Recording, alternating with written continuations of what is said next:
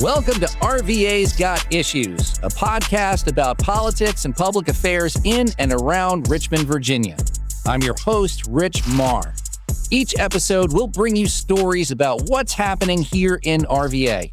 We'll bring you deep dive interviews on the biggest stories in the news, and you'll hear from people who are coming up with innovative ways to improve their communities. From Richmond, Chesterfield, Hanover, Henrico, and more, we'll tell you what's happening, what's next, and what you can do about it. On this episode, RVA's got issues with public transit. We'll talk to Faith Walker, the executive director of RVA Rapid Transit. She'll tell us about Richmond's new transportation plan, Richmond Connects, and how if we want a better and more fair transportation network, we need to start with people first. Also, RVA's got questions about sidewalks. For our community question, a listener wants to know, why is it so hard to walk around Richmond? Finally, RVA's got answers about cookies. For our community spotlight, we'll talk to the founder of a Southside bakery that is giving young adults with developmental disabilities a chance to succeed, and the results are delicious. All that and more coming up on RVA's Got Issues.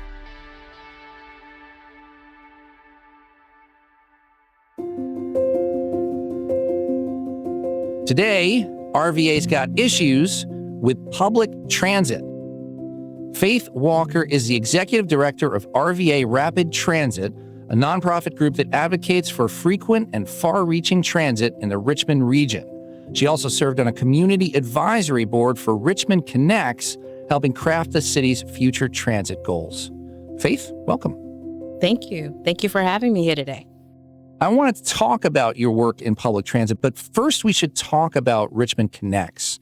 It's just completed. It's the City of Richmond's comprehensive plan for multimodal transportation over the next few years, even the next few decades, right? Everything from bike lanes to sidewalk repairs to bus access. And Faith, you and other community advocates played a role in shaping this plan. So what's different about this plan? What does it mean for the future of the region? I have participated in so many advisory councils to many studies, many feasibility studies, and many action plans for the region, whether they're in Henrico County, Chesterfield County, all 9 jurisdictions within our region. And this by far has been the best engagement that I've ever seen. You mean engagement with the people, right? With the public? Engagement with people. So Richmond Connects obviously reached out to a lot of people. I mean, we're talking 5 people, 10 people. Like how many people provided input to the Richmond Connects? Because Richmond Connects made it an intent effort of making sure that communities of color, disabled communities, people with low income were all impacted or participated in those surveys. Impressively, thousands of people participated. That what makes this so successful, that so many people were engaged and talked to. And all over the region, right? All over the city of Richmond and the region.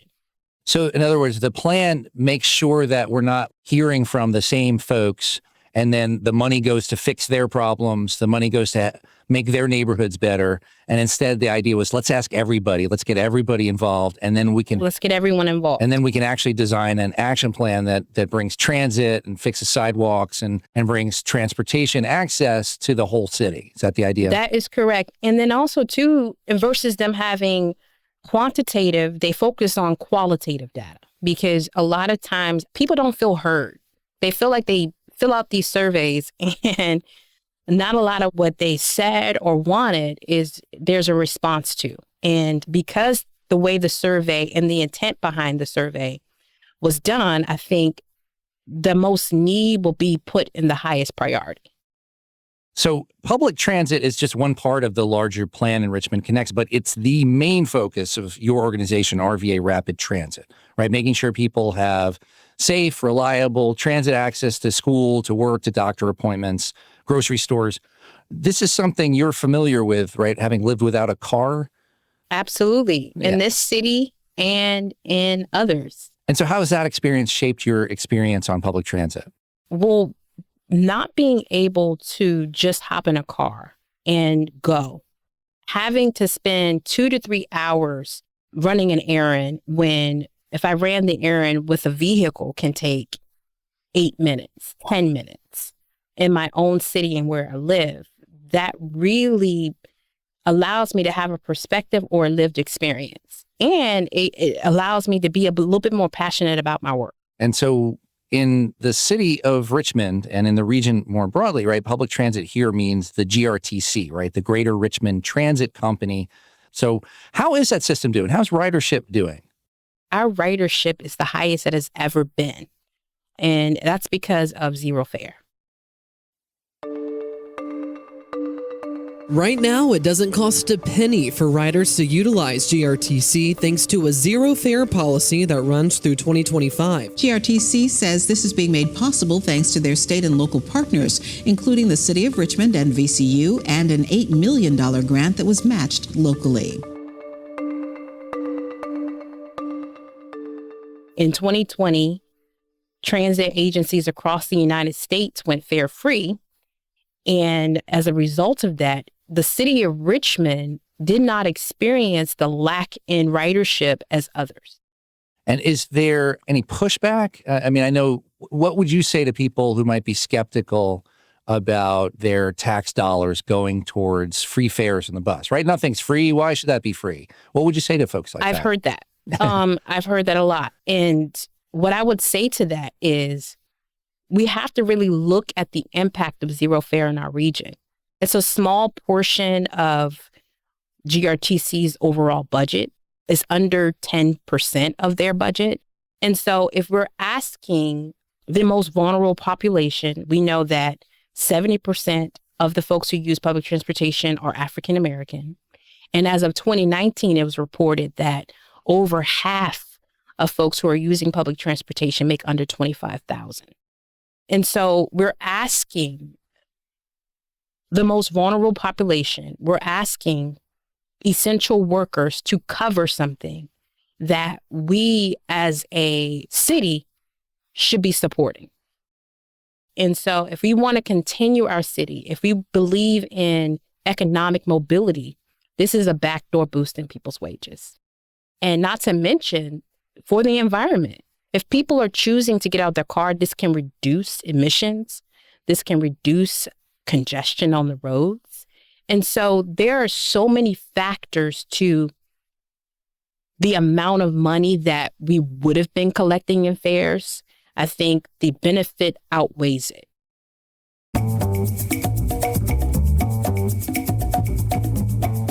We'll hear more about better bus stops, a new advocacy program, and more from Faith Walker from RVA Rapid Transit right after this.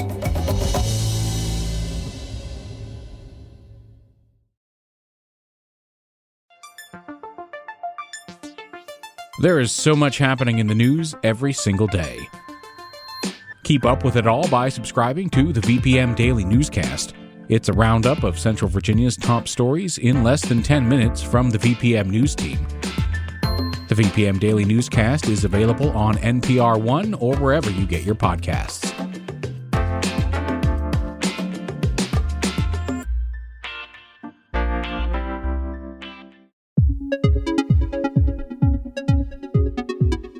We're back with Faith Walker from RVA Rapid Transit. Now, part of what strikes me about your work at RVA Rapid Transit is not the part about transit. It's about how we make decisions and who is left out. So, for example, you have this Rider's Voice program where you record messages from riders about why the bus is important to them, but also how the system can improve. So can you tell me more about where that idea came from? When I started this work, I started in 2020 as community engagement director. And how do you engage people in December of 2020 in the heart of the pandemic? And I'm thinking the only way to do that is actually talk to bus riders. And so I created a sticker campaign. And the sticker campaign had a voicemail where you can call. Old school. Old school. Yeah. Went old school. Hey, thank you so much for calling the Rider's Voice created by RVA Rapid Transit. The Rider's Voice is a collective of stories and experiences amplified for better transit in the Richmond region. Our mission is to make it easier. How do get these around. messages shape the priorities of RVA Rapid Transit? I think our board wanted to make sure that the engagement, the policies, the things that we advocated for matched what writers were saying. And so as I began to collect all of these comments, there was a continual thread of things. And it was more buses going more places. Listen, baby, I don't understand when we can't go to Chesterfield. I don't understand at the evening time when I'm trying to get home at 6 or 7, I gotta wait 30 minutes for the next bus. This don't make no sense. And there's a lot of factories and a lot of companies that we can't get to, so it stops the opportunity, it stops the growth. I want to have this job at Amazon, but the bus comes every hour. It doesn't match my life. It doesn't match me being able to get the 9 to 5, be at home in time for my kids. So I just can't have the job. And then number 2, dignified places to wait. I'm hot. I don't feel safe. I don't feel seen. The bus driver can't see me. When it rains, I get soaked and wet. People actually bring their carts up for Walmart, turn it over and sit on it. And that doesn't look good. So maybe a little more shelter and a bench would be good. And then number 3, I don't know how to change all of this. I don't know what to do. I feel like I'm not a part of the decision-making process. Recently, they had changed the bus routes where the one just went straight to Hall Street, but now you have to get on 2 different buses to get to Hall Street. And I remember the first day that they did it, everybody was out there complaining, they were arguing, they were mad, and I was mad. Those comments that I have recorded, we transpose them and make sure that they're directly inputted at GRTC's board meetings. But also all of the surveys and studies that I just mentioned to you, when they asked for comments, I submitted them as well. So they live on, and so these voices can get even louder in this setting. Even louder. And so Richmond Connects also includes some plans to address the infrastructure of bus stops. You mentioned that before. Your organization strongly supports bus stops. Even car drivers who don't maybe pay that much attention to GRTC can notice sometimes that bus stops might be just a pole in the ground and maybe not even with a sidewalk around it. So why is that a problem? Again, you mentioned it before, but what are the real problems with our bus stops in the city? Well, I would say we need more. We just need more infrastructure. When I started in 2020, GRTC has over 1,600 bus stops in 2020, and 5% had shelters. That's not many. That's 80, 83 maybe. And that was in 2020. We've made some progress. And then 15% had benches. And I was like, wow, we need to get behind this. And so we shared those comments. We shared those experiences. And GRTC responded right away. They created an essential infrastructure plan that by 2027, they want 75% to be covered. And what we did, Rich, is change the language. People were saying amenities, these amenities. It's like a golf course or something. Right. And I view amenities as something above and beyond your basic needs, your necessities. And this is not an amenity. This is an essential infrastructure. And I think GRTC did adopt that language, and I thank them for that. So GRTC revised the bus routes, I think, right before the pandemic. I remember there was a big debate about frequency, like how often a bus should come, and coverage, how far into the neighborhoods the bus goes, like how far apart stops are. And I'm guessing that we probably need as much of both as we can, but can we afford that, right? How do we balance frequency and coverage? What we need is more investment in public transportation. GRTC provides a service of public transportation.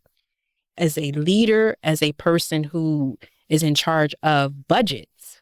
If I want service for my people and that's a priority for me, then I will set funds aside for that.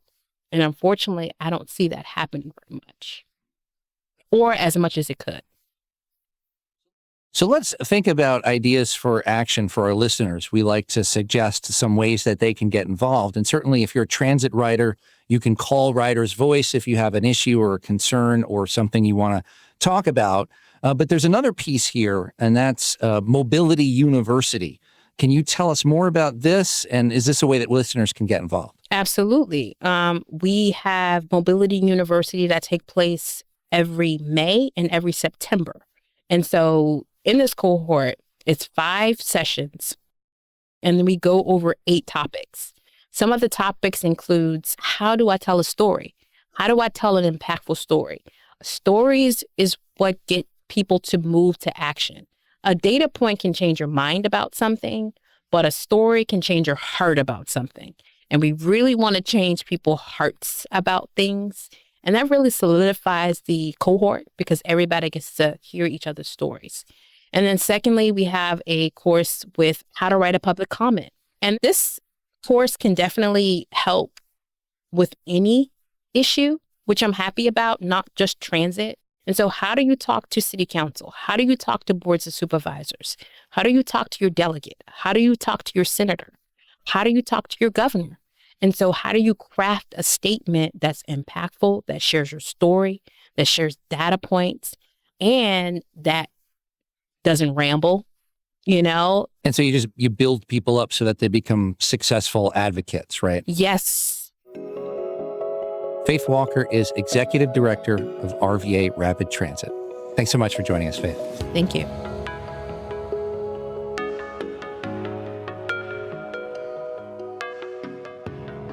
On each episode of RVA's Got Issues, you'll hear a community question. A fellow listener who has a burning question about local government, politics, or their community, something that bugs them, that makes them want to thank someone, or that they're just curious about.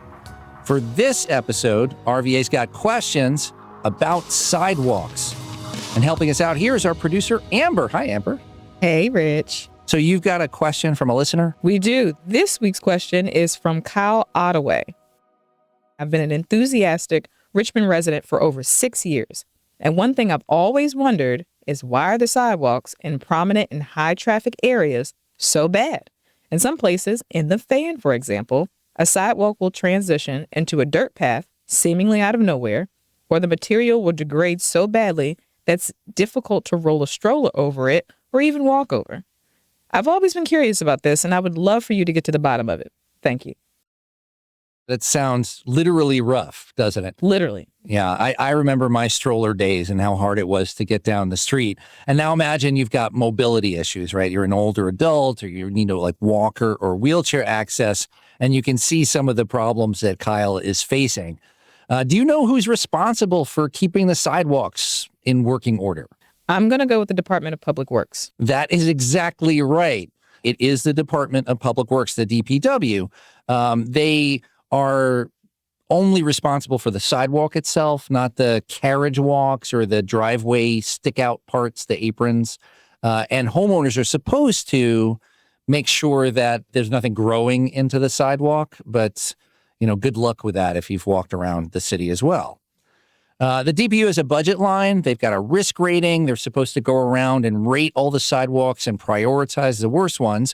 Although I have heard that the list can be massaged a little. Say a elected official takes an interest, or there's something on social media. Amber, are you familiar with the Richmond gun hole? I am not. There was a famous gun-shaped hole in a sidewalk a few months ago, and surprisingly enough, DPW filled it in pretty much the next day, even though lots of folks were super excited about it. So sometimes things can jump up on the list. They have an internal team that works on sidewalk maintenance. If it gets really big, it becomes a capital improvement. They hire external contractors. It's a whole big thing. Now, Amber, do you know what you're supposed to do if you see something? I do not. Okay. If you see something, you want to report it, like a broken sidewalk or a hazard, you're supposed to go to RVA 311. It's an app, it's a website, and actually, if you're in the city of Richmond, you can call 311 and you'll get connected to this service. Now, the problem with that is that there is a huge backlog. Dozens of requests. I saw 18 requests in just the last week alone for sidewalk repairs. And so there's not a lot of resources devoted to fixing this stuff, and certainly not to enforcement of problems like overgrown weeds. Now, Amber, you could take your chances with the counties. Do you think that's a good idea? I live in the county, so maybe not. Yeah. The counties are a little mixed about this. Henrico has a whole website devoted to walking, lots of plans they're expanding their sidewalk network. It seems like they're really paying attention. You go to the Hanover County website and it seems more like, hey, sidewalk, what's that? You ever heard of that? I don't really know what that is. So it's going to be mixed. You might want to stick with the city, Kyle. And that's really the bottom line. If you're sticking with the city, the best thing to do is keep reporting through the 311 system, because if you keep up the pressure on the city, you can show just data, right? There's all these requests. We need that. It shows the need. It shows the interest. You could also try to work with the transportation organizations in the city. There's a bunch of groups that are pushing for better transit, for bike lanes, for better transportation, to change the hearts and minds of everybody so that they're not so focused on cars. It's not the best news for Kyle, Amber, but do you think he'll understand? I think he's got some avenues to kind of start. Good. And so what if other people have questions? What can they do, Amber? We need you to email rvasgotissues@vpm.org. That's right. Send us your questions. Thanks so much, Amber. Thanks, Rich.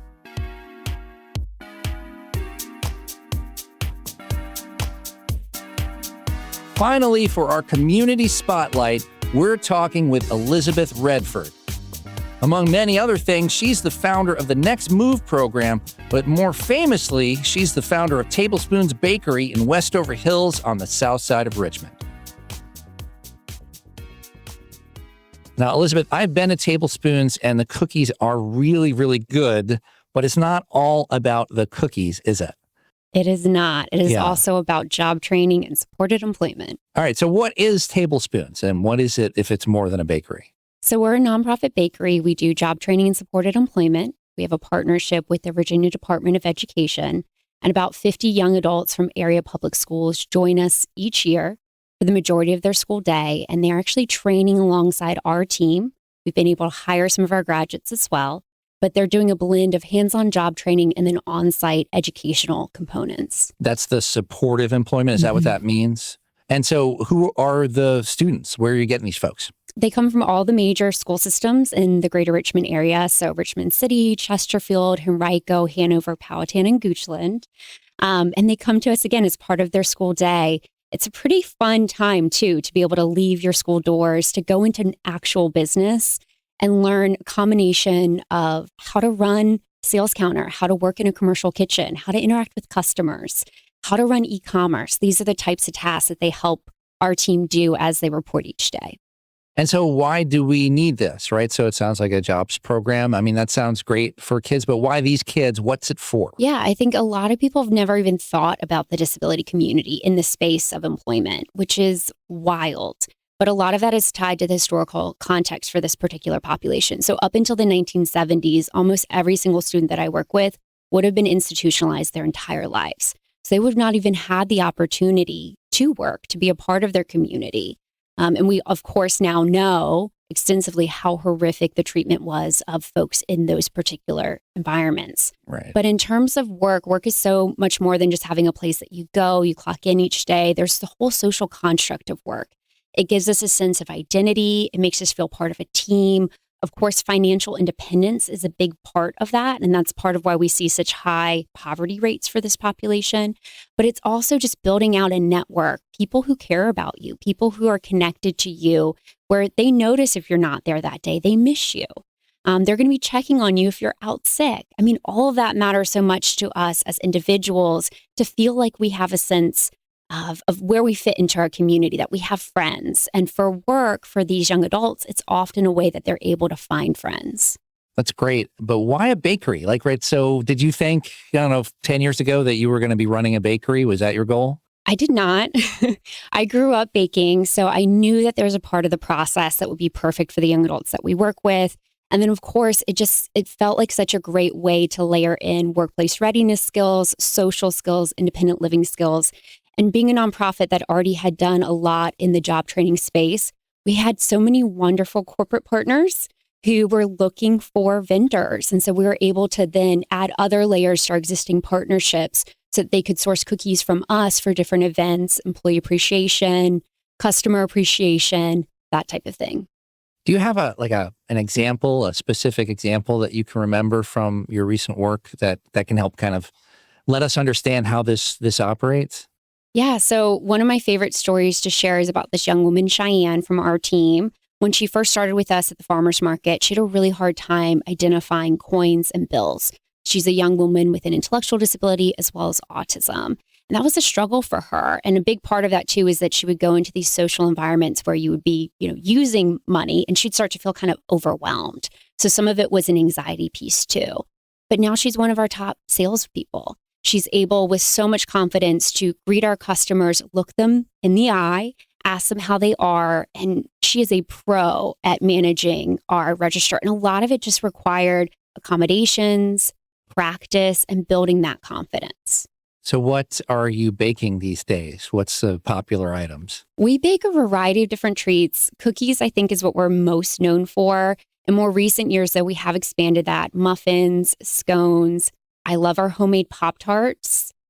And then I would think what is more unique to our menu that people had never heard of but makes a lot of sense is our edible cookie doughs. So we sell it by the pint. We also use it for cookie dough pie. So we put edible cookie dough in the center of the pie. We make truffles, ice cream cones stuffed with it. Highly recommend that as well for folks.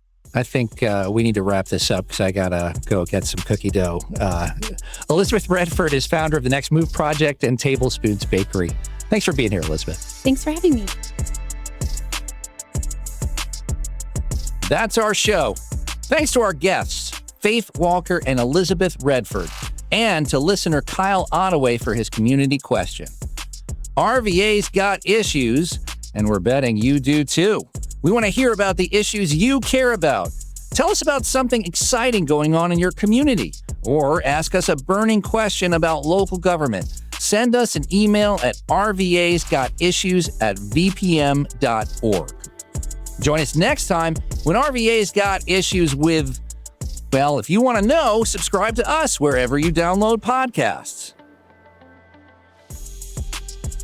RVA's Got Issues is produced by Max Wasserman and Amber Coles. Meg Lindholm is our executive producer. Gavin Wright is VPM's managing producer of podcasts, and Steve Humble is VPM's chief content officer. I'm your host, Rich Marr. Thanks for listening.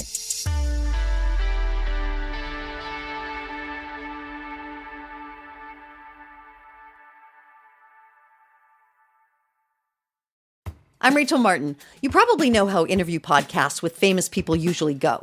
There's a host, a guest, and a light Q&A. But on Wildcard, we have ripped up the typical script. It's a new podcast from NPR where I invite actors, artists, and comedians to play a game using a special deck of cards to talk about some of life's biggest questions. Listen to Wildcard wherever you get your podcasts, only from NPR. VPM.